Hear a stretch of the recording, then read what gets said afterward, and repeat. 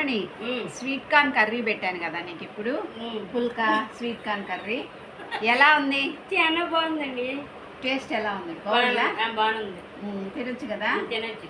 అదే మన సబ్స్క్రైబర్స్కి తెలియాలి రుచి ఎలా ఉందో. నేను ఒక్కటి బాగుందని చెప్తే వీళ్ళు ఏమనుకుంటారు, ఏదో డప్పా కొడుతుందిలే అనుకుంటారు. వీళ్ళకి అసలు రహస్యం తెలియాలి కదా, అలా వండుకుంటే సూపర్గా ఉంటుంది. బాగుంది. అందుకని నీ చేత చెప్పిస్తున్నా. అదే పెట్టి బాగా నేర్పండి ఆ కూర. Thank you. చూశారు కదా ఫ్రెండ్స్, ఈ విధంగా మా పనమ్మాయికి ఈరోజు పెట్టాను కర్రీ తినివే అని. అప్పుడప్పుడు నేను చేసినవి ఇస్తూ ఉంటా, టేస్ట్ చూడు అంట. తనే నాకు టైం లేదండి, వెళ్ళాలండి, పనుల మీద పనులు పెట్టుకొని హడావుడి పడుతుంటుంది.